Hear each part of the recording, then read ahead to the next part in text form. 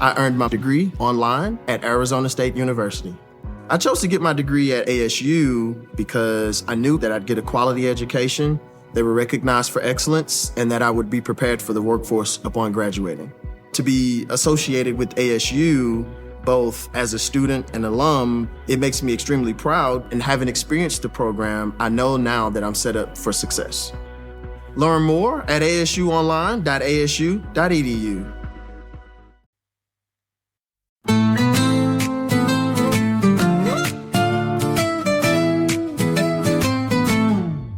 Jeff Morin, s'il prend le micro sans faille, 514, on le sent dans chaque détail. BBN, c'est le feu dans le cœur des fans. Montréal brille même sous la pluie et la bise urbaine.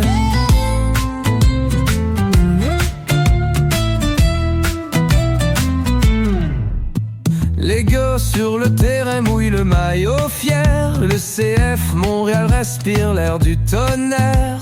Du stade Saputo, ruelle enchantée, ce sont nos rêves qui courent sur ce plancher. BBN, le podcast qui fait battre nos villes, les histoires du soccer qui brillent et scintillent. Montréal sur la map avec un cri, un frisson. Les couleurs bougent, c'est une révolution.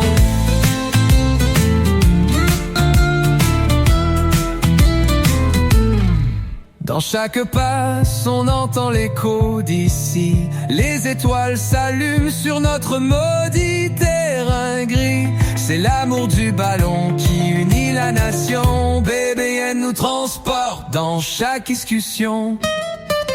Il tape, il court, il respire Montréal. L'énergie du MLS soufflée en rafale. Les fans chantent fort, le stade en folie. C'est nous tous ensemble dans cette symphonie.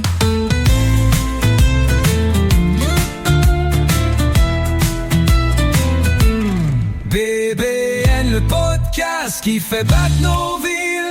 Les histoires du soccer qui brillent et scintillent. Montréal sur la map avec un cri, un frisson. Les couleurs bougent, c'est une révolution.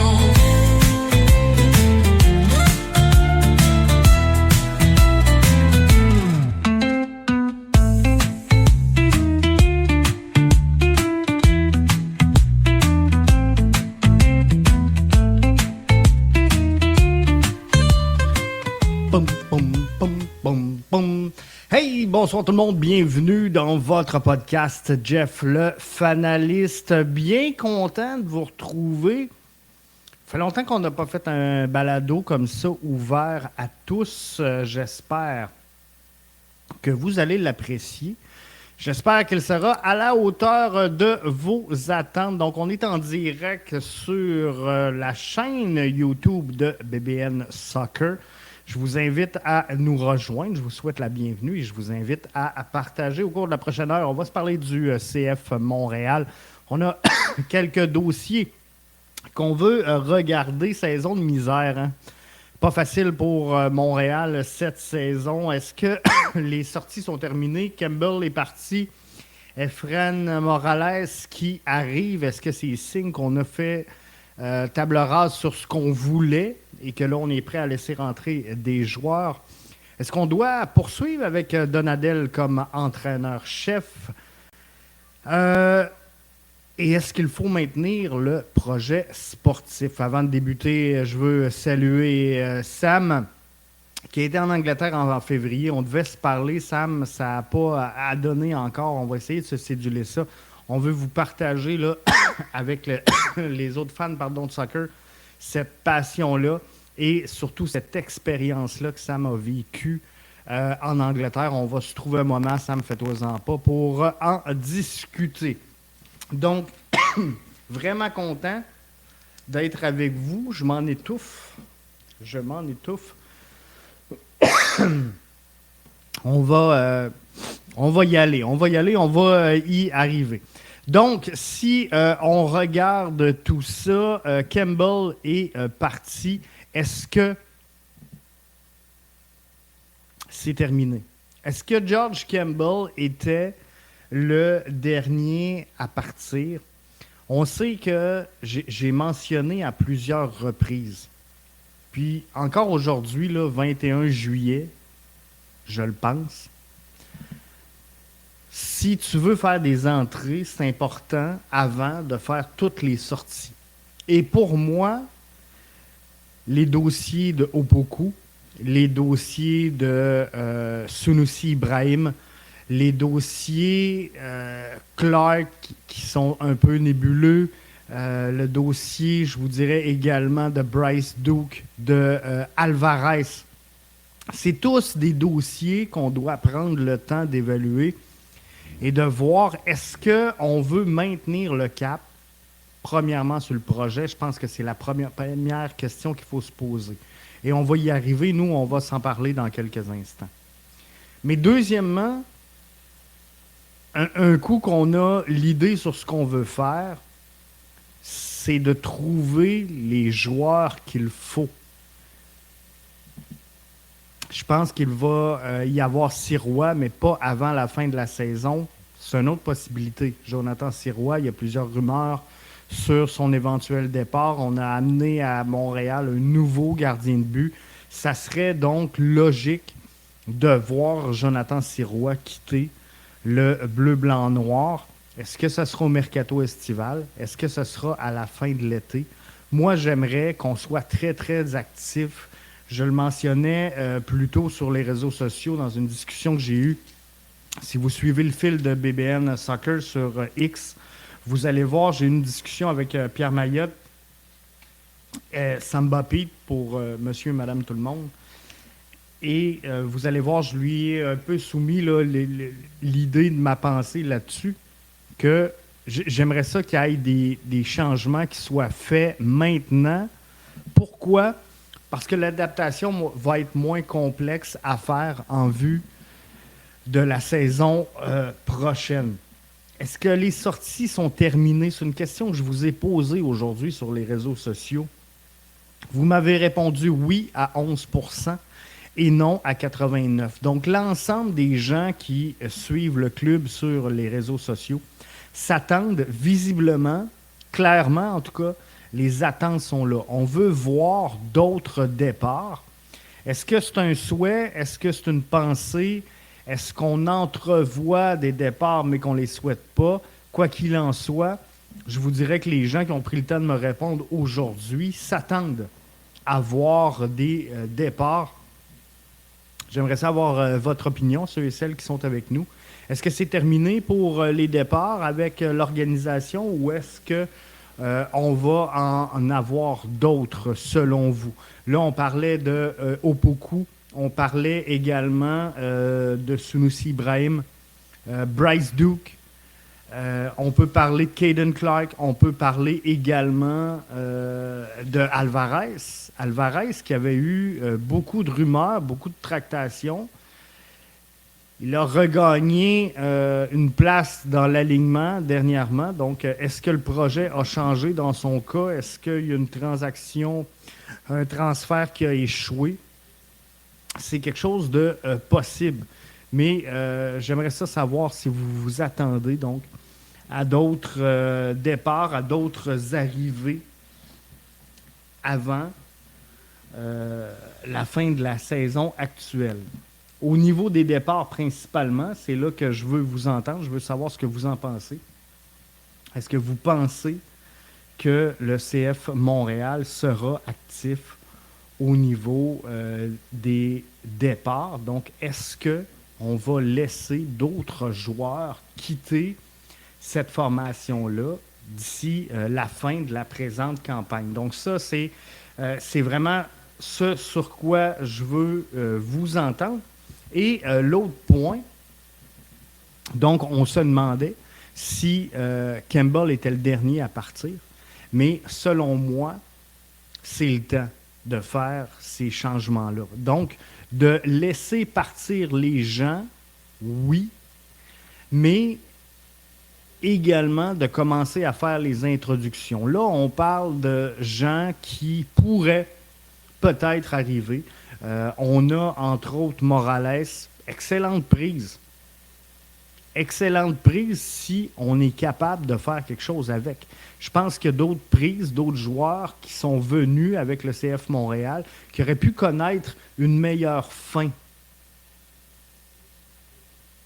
Donc, tout ça fait en sorte qu'il faut faire table rase sur ce qu'on a présentement et statuer sur ce que sera le projet éventuellement.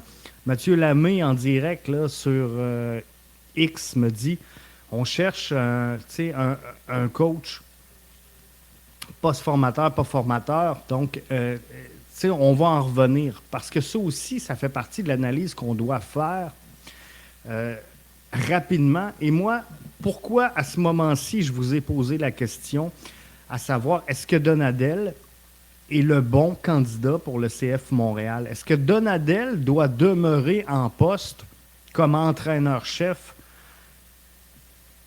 Il est dans une chaise intérimaire au moment où on se parle. Est-ce qu'on doit le nommer entraîneur-chef de cette formation-là? Vous avez voté oui à 28 %, non à 72 %. Je pense que la réponse, elle est légitime et qu'elle démontre une réflexion claire et intelligente de ce qu'on peut faire. Suite à la défaite de Chicago, Donadel a paru un peu démuni, un peu sans ressources. Il a dit, je comprends pas. Puis je ne veux pas mettre des mots dans sa bouche, mais en gros, si on résume ses commentaires d'après-match, on a donné pas mal 100% de ce qu'on pouvait. Je ne vois pas ce qu'on peut faire d'autre.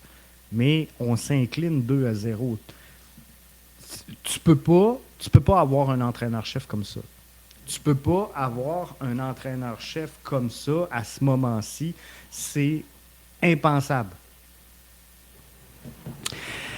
Donc, pour moi, Donadel n'est pas le bon candidat. Et il faut le remplacer dès maintenant. Pourquoi dès maintenant? Parce qu'on ne veut pas vivre, parce que les fans, parce que vous, les auditeurs, vous ne voulez pas vivre, à raison, une autre saison de transition. Hein? On a souvent parlé ici à BBN de saison de transition, mais on ne veut pas arriver à ça. Donc, d'entrer en poste un entraîneur-chef dans le mercato estival ferait en sorte que la transition s'effectuerait plus en douceur pour la saison 2026. On ne se le cachera pas, le CF Montréal est sur une saison de misère. On ne se le cachera pas, on va prendre la saison 2025 puis on va la mettre aux poubelles. Pour le reste de la saison, à partir du mercato, il faut absolument redonner un angle à cette formation-là, redonner un projet, redonner une ambition et clairement établir c'est quoi le projet. Pierre me dit sur X, ça serait bien que le club parle de son projet et c'est tout à fait ça, là. On est exactement là. La prochaine question, c'est Montréal, club formateur, doit-on maintenir le projet? Parce qu'il y en a plein là, qu'on sent découragés et qui disent, bon, on est en train de décrocher. Et le plus grand ennemi, je vous dirais, à ce moment-ci, d'un club sportif, que ce soit le CF Montréal ou pas, est sans aucun doute l'indifférence. À partir du moment où tu tombes dans l'indifférence, là, tu as un problème et là, tu deviens précaire. Donc, le CF Montréal ne doit pas tomber dans l'indifférence, mais comment ne pas faire ça?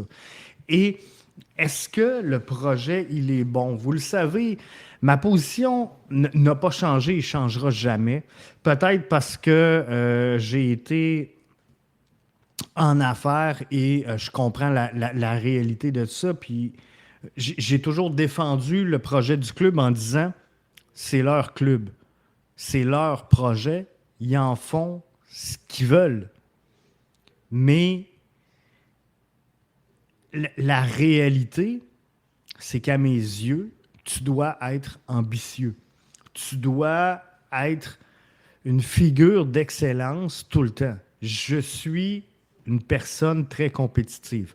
Je suis une personne qui est très exigeante envers elle-même et j'accepterai jamais de finir deuxième, j'accepterai pas d'être troisième. Je dois toujours me battre pour être au sommet. Et des clubs formateurs dans le monde, il y en a plusieurs. Et ils sont tous reconnus pour leur excellence en formation. Mais si on regarde tout ça, il y a des ingrédients de base du succès. Et c'est ça qu'il faut évaluer. Parce que c'est possible de faire une histoire à succès, même si on devient ou on demeure plutôt un club qui veut recruter, former et vendre. Je prends quelques commentaires. Junior qui dit, selon moi, peu importe le coach, derrière le banc à Montréal, c'est les joueurs qui font la différence. C'est sûr qu'avec un autre coach, ça peut aider. Le premier nom qui me vient en tête, c'est Marc Dos Santos. Mais je ne sais pas s'il voudrait revenir. On va s'en parler là, parce qu'on est justement dans le sujet Montréal Club Formateur. Je vous ai posé la question, est-ce que Montréal doit être juste plus ambitieux ou doit changer son projet? Et je suis content de la réponse que vous avez offerte, groupe. Je suis vraiment content. Parce qu'à 83%, vous avez mentionné que le CF Montréal doit être plus ambitieux. À 17%, vous pensez qu'ils doivent changer le projet. Moi, je fais partie de ceux qui pensent que le CF Montréal doit être plus ambitieux. Et si on regarde ailleurs, on peut en voir, on peut en identifier des clubs qui sont reconnus pour leur excellence en formation. Je peux vous parler de l'Ajax, je peux vous parler du Barça, je peux vous parler du Sporting Lisbonne, de Benfica, Athletic Bilbao, Dynamo Zagreb, Sao Paulo au Brésil, Rennes, je pourrais vous parler du Red Bull, Salzbourg, Leipzig, Southampton en Angleterre. Il y en a des clubs formateurs qui sont reconnus et qui ont du succès. Et même dans notre synergie propre à nous, on pourrait presque parler de Bologne. Parce qu'ils le font présentement et ils le font quand même relativement bien. Sam dit, il faut être ambitieux, il faut être compétitif, mais il ne faut pas oublier qu'il y a des villes un peu plus intéressantes que Montréal.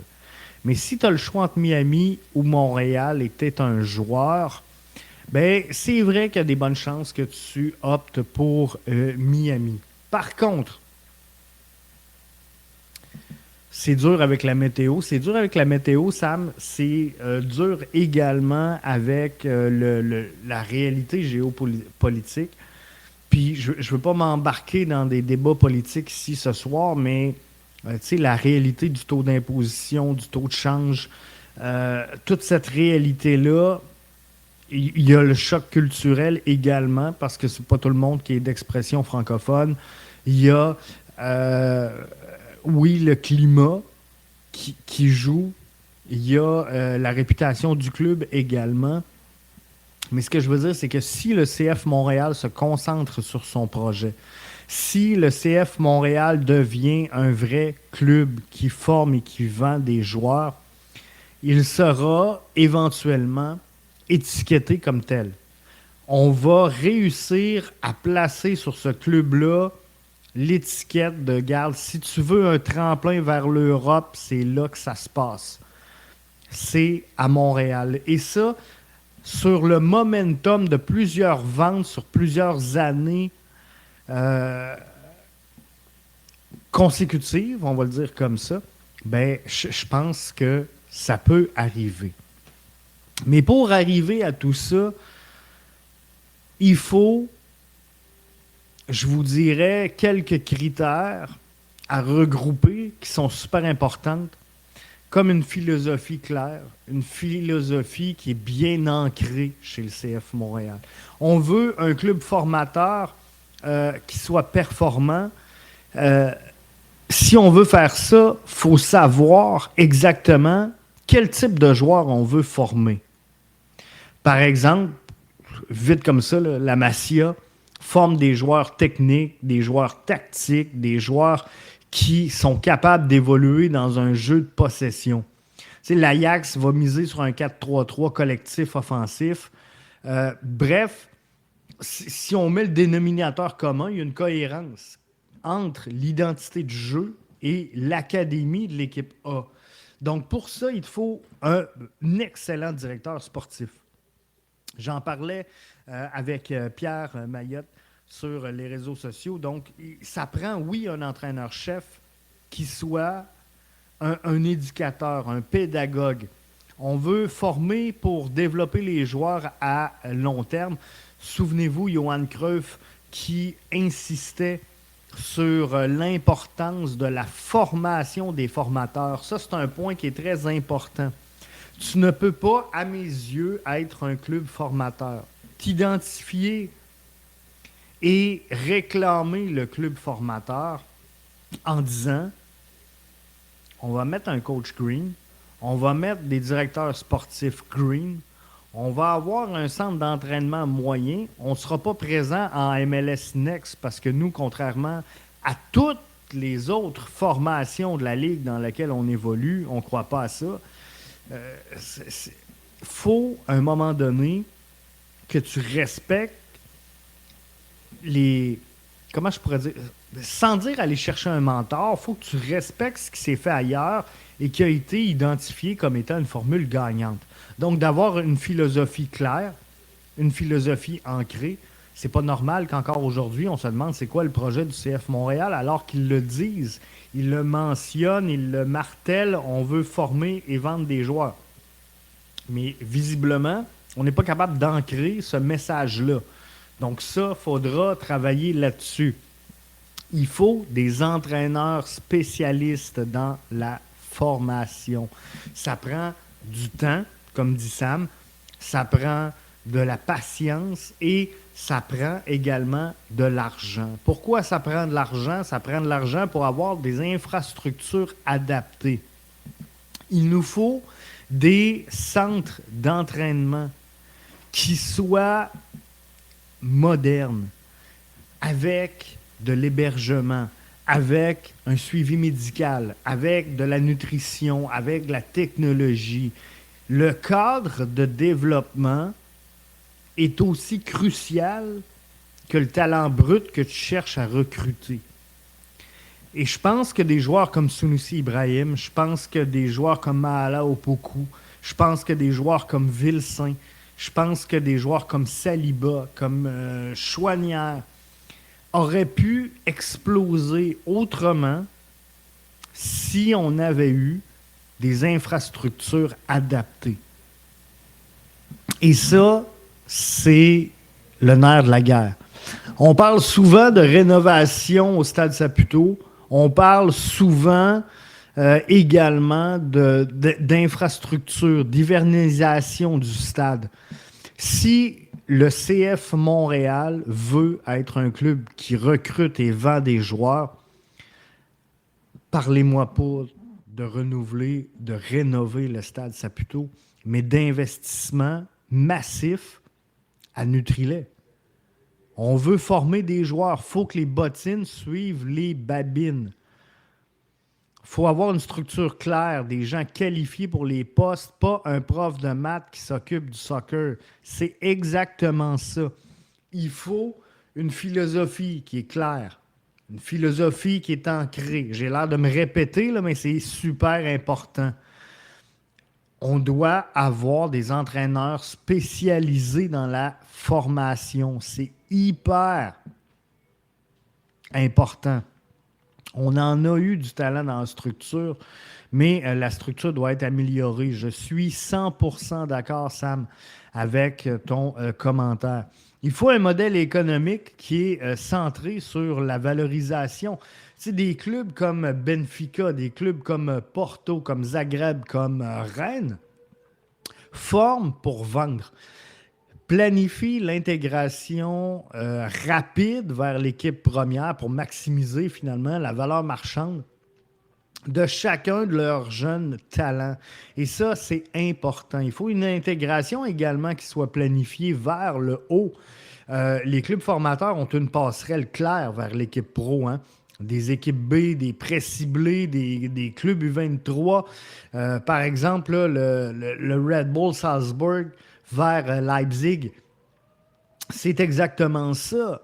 Et la structure, elle est très mal définie à Montréal, avec le refus d'être présent en MLS Next Pro. Ça vient un peu changer la donne. Et un coup qu'on a ça, qu'on a cette base-là, ben là, il y a une culture du risque, il y a une culture de la patience qui doit être instaurée et promue, vendue auprès du public, parce que les jeunes doivent jouer tôt, doivent jouer à haut niveau, et on doit les laisser faire des erreurs parce qu'on est un club qui forme. Présentement, le club est tellement déséquilibré, il y a tellement de projets que lorsqu'on voit des jeunes faire commettre des erreurs qui sont totalement normales, eh bien, on va dire quel club de CPL. On n'a pas le niveau. On a un mauvais club à Montréal. Mais c'est pas ça. Ça demande une philosophie en vrai sur le long terme. C'est ça qu'il faut amener. Il faut amener cette philosophie-là sur le long terme. Donc, la culture du risque, la patience, c'est quelque chose qu'il faudra travailler. Le repérage précoce également et la proximité géographique. Les clubs ont des réseaux de dépistage, hein, fort, principalement dans leur pays. Par exemple, Ajax aux Pays-Bas, Barça en Catalogne. Plusieurs clubs formateurs sont très forts dans leur région ou autour d'où ils sont. Donc, ça aussi, je pense qu'on doit faire mieux que ça. Aller chercher davantage de Québécois, davantage de Canadiens. On le sait dans le passé, et on l'a vu, les prises internationales n'ont pas connu nécessairement du succès. On peut parler de Bjorn Johnson, on peut parler d'Ahmed Hamdi, on peut parler... Il y en a eu des joueurs qui ont passé par ici, qui n'ont pas connu de succès et qui n'ont jamais su vraiment s'intégrer à cette équipe-là. Dans l'édition actuelle, on peut parler de Sunusi Ibrahim qui n'a pas réussi à percer alors que ça aurait dû être une belle pépite.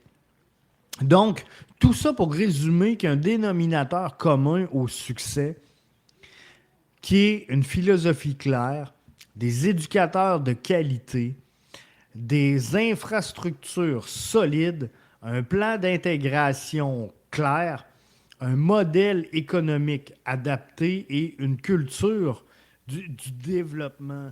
Mais pour ça, ça va prendre du temps, ça va prendre de l'argent, mais il faut arrêter de repousser. Il faut le faire là, il faut le faire maintenant. Et c'est là qu'il faut être proactif. Pourquoi? Parce que le succès, et ça c'est vrai ici pour le CF Montréal, c'est vrai dans votre vie personnelle, c'est vrai dans vos affaires. Le succès, comment je pourrais dire, ne doit pas être un but. Le succès, je vais le résumer comme ça. Le succès est une conséquence, mais pas un but. Et CF Montréal a dit, on va être un club formateur, on va avoir du succès. Mais le but, c'était d'avoir du succès. Tu peux pas dire ça. Tu veux être un club formateur, sois un club formateur. La conséquence de ton travail acharné à avoir une philosophie claire, à avoir des éducateurs de qualité, à avoir des infrastructures solides, à avoir un plan d'intégration clair, à avoir un modèle économique adapté et une culture de développement, tout ça là, va t'amener au succès. Mais le succès va devenir une conséquence et ne doit jamais être un but. Mais il y en a aussi qui pensent que tu peux amener un joueur ici en signant seulement un chèque et c'est réglé. Mais c'est pas nécessairement ça. Parce que là, Sam, on tombe sur le dossier que tu avais tantôt de dire est-ce que le contexte de Montréal fait en sorte que c'est difficile d'avoir un certain pouvoir d'attraction et peut-être que oui. Peut-être que oui. La réalité de Montréal fait en sorte que ça peut être difficile. Mais former, c'est pas juste de faire éclore du talent, c'est de bâtir un cadre. C'est de bâtir un cadre où chaque jeune a la chance de devenir la meilleure version de lui-même. Que ce soit sur le terrain, que ce soit à l'extérieur. Et c'est là-dessus que le CF Montréal doit se concentrer. Former, c'est pas juste faire éclore le talent, c'est de bâtir un cadre où chaque jeune a la chance de devenir la meilleure version de lui-même. Je vais terminer ça là-dessus pour ce soir et je vous laisse réfléchir à ça. Si vous écoutez le podcast en balado, gênez-vous pas de nous revenir. Gênez-vous pas de nous laisser des commentaires. Je veux votre avis. Moi, je pense qu'avant de s'attaquer à l'avenue des joueurs, il faut s'attaquer à savoir est-ce qu'on a la bonne structure pour le projet qu'on veut présenter. Et ça, c'est super important. Là-dessus, merci d'avoir été des nôtres ce soir. On se donne rendez-vous une prochaine fois. Suivez nos réseaux sociaux. On va vous faire le suivi de notre prochaine présence. Cette semaine, c'est ce qui s'en vient. Il y a le match des étoiles. Il y a également vendredi un match face aux Révolutions de la Nouvelle-Angleterre. Donc, ça sera intéressant. Dernier commentaire avant de quitter. Justin nous dit le CF devrait aller chercher Yannick Bright de l'Inter de Miami, un bon 6. Il y a plein de joueurs qui seraient bons. Mais Montréal doit refaire le mix entre la jeunesse et l'expérience et pas qu'avoir des projets. Doit avoir également une philosophie claire, des éducateurs de qualité, des infrastructures solides, un plan d'intégration, un modèle économique et une culture de développement qui soit la bonne. Mais tout n'est pas perdu. On s'écrit, mon Sam, fais-toi-en pas, on se tient au courant. Là-dessus, bonne fin de soirée, bonnes vacances pour la plupart d'entre vous qui sont en vacances. Mais on vous revient, puis on va revenir avec Sam pour partager son expérience. Fait que Sam, on se tient au courant. On se reparle et suivez-nous sur les réseaux sociaux pour la prochaine date du prochain balado. C'est rare, hein? Ce soir, vous êtes dans mon bureau personnel. On n'est pas dans le studio de BBN, on est dans mon bureau à moi. Bye bye.